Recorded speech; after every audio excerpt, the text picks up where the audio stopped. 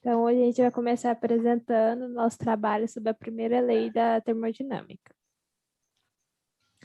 A nossa equipe é formada por Gabriela Caetano, Gabriela Garcia, Gabriele Galo, Lucas, Felipe, Natália Ferreira e Vinícius Bocamino. Bom, para a gente começar resolvendo o nosso desafio, primeiramente a gente quis calcular o calor específico para depois poder calcular o calor necessário para resfriar o triclorsilano. Então, a gente vai usar a massa molar, né? Que é 135,45 gramas por mol. A expressão que a gente vai usar para calcular o calor específico é dada em joules por mol, que é Cp igual a mais B vezes o tempo, mais C vezes T ao quadrado, mais D vezes T ao cubo, mais Z dividido por T ao quadrado. O A é 64,28, B 85,31, C menos 72,09, D 23,43 e E menos 0,75.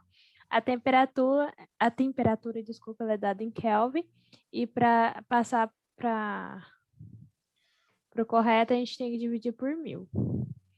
Então, para a gente resfriar o triclorsilano, como eu disse, a gente tem que calcular a energia na forma de calor.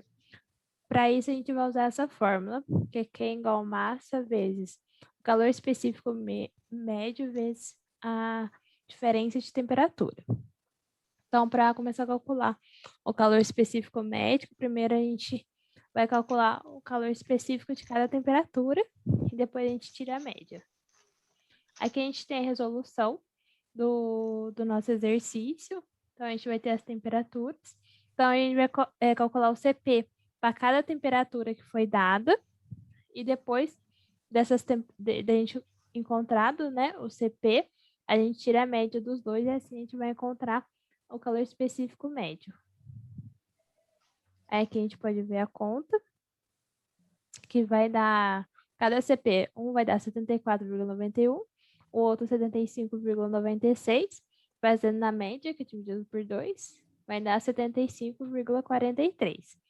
Aí, para a gente encontrar o CP médio, a gente multiplica por 1000 e divide pela massa molar, que é 135,45.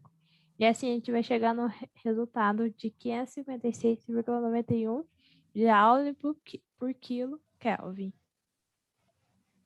Bom, como lá no começo eu falei, para a gente resfriar, né, o reservatório, então a gente vai ter que calcular o quê? A gente vai utilizar a massa de quilo, CP médio, que a gente já calculou anteriormente, deu 556,91, e a diferença de temperatura vai ser 293,15 menos 303,15, que vai dar uma diferença de menos 10 Kelvin. Chegando ao resultado de Q igual a menos 27, 84, 45, 29,529. O sinal negativo ele é a energia que o triclorsilano precisa perder. Feito isso, a gente calcula, então, a taxa de calor, visto que o processo deve durar 1 hora. Então, esse é o valor que a gente encontrou anteriormente.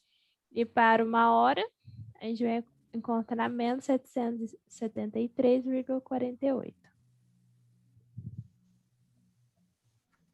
Para o balanço de energia, a gente vai usar a fórmula de acúmulo é igual a energia menos a saída, mais ou menos a geração, barra consumo, mais WS mais Q.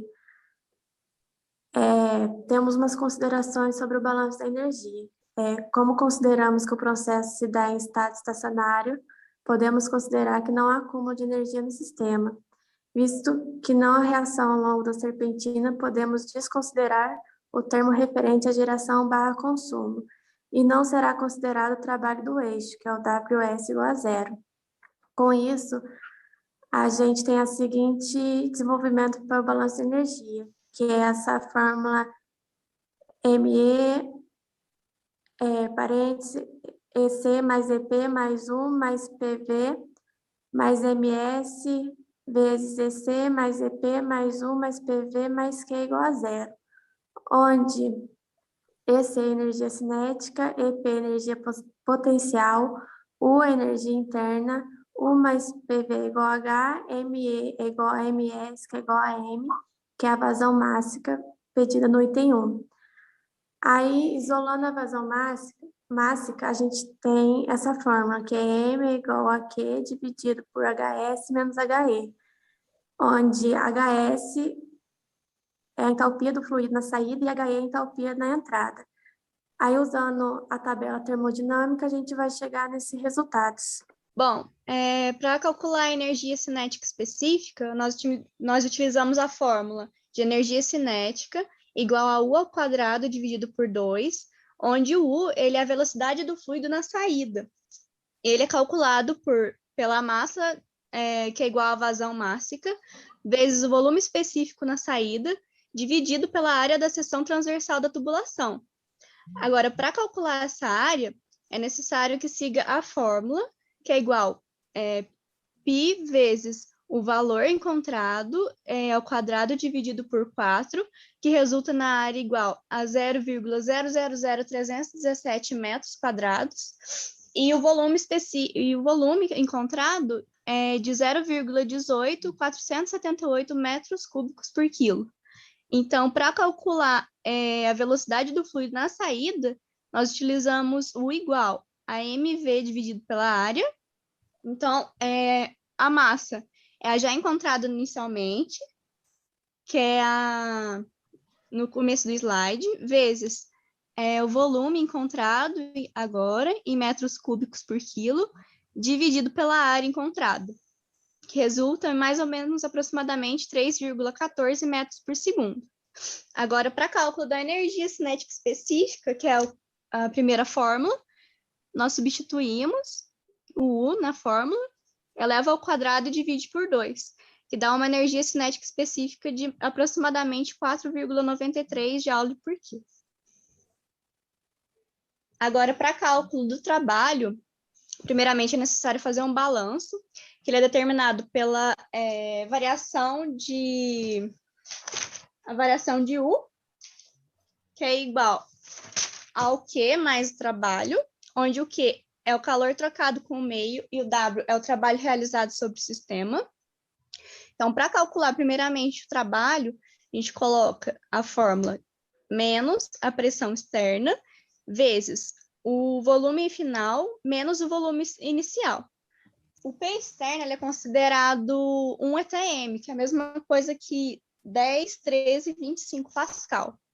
Agora, para calcular o volume final inicial, a gente primeiro precisa encontrar a massa do fluido que há dentro do tanque após 1 hora do resfriamento do triclorosilano.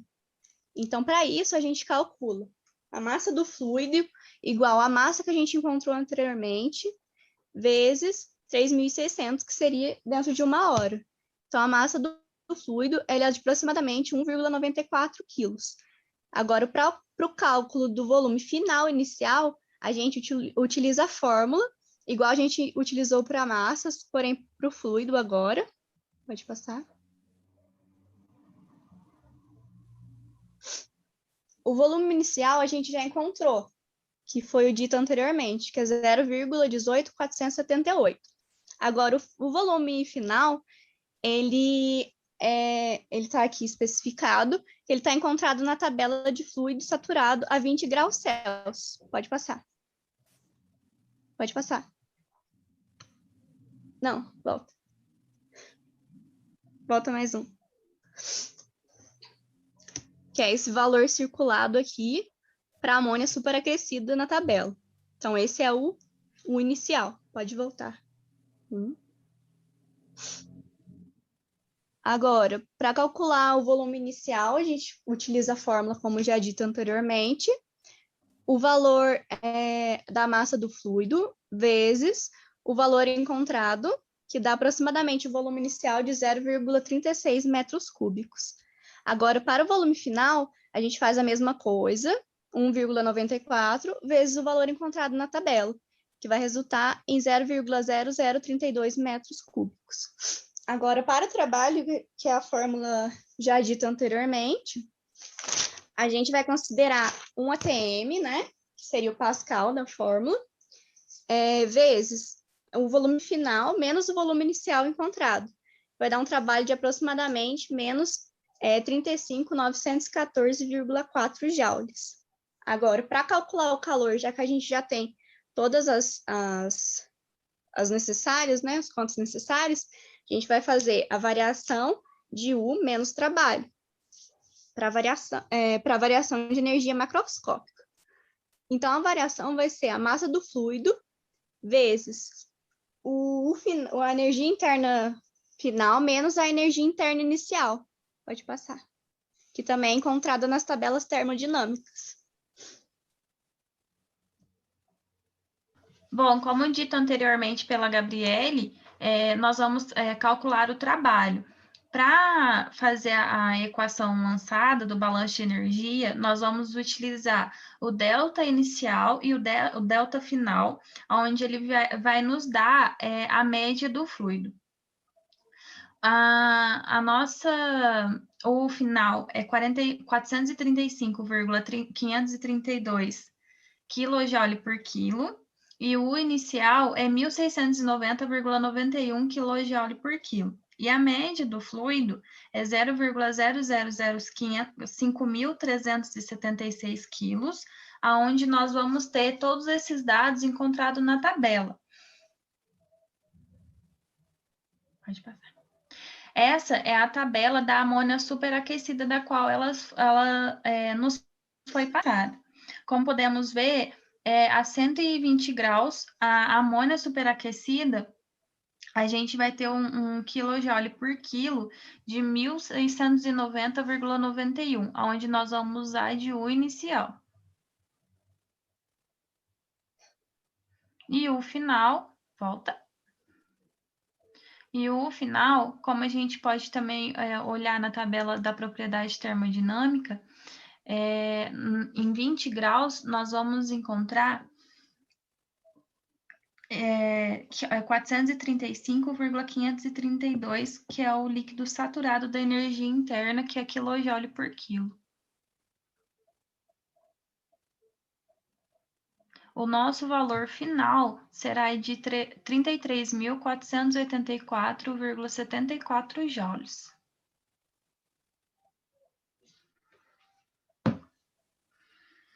E explicando, resumindo o nosso trabalho sobre a física termodinâmica do processo, então, o triclorosilano ele é maior do que a amônia. Então, basicamente, o processo trata-se de um trocador de calor no qual desconsideramos quaisquer resistência de troca de calor, porque eles vão ficar em equilíbrio. Visto que o triclorosilano se encontra em uma temperatura inicialmente mais alta do que o fluido de refrigerante, é natural que o calor do sistema migre para outro fluido refrigerante. Ao longo do processo, o triclorosilano diminui a sua temperatura somente sem qualquer mudança de fase. Já o fluido refrigerante sofre uma transformação, visto que passa o líquido saturado para o vapor superaquecido. Logo, para o cálculo do calor recebido, pelo mesmo podemos usar a variação de entalpia fornecida em tabelas, das quais eu mostrei anteriormente, visto que essas são as grandezas de estado, onde nós vamos utilizar para as temperaturas.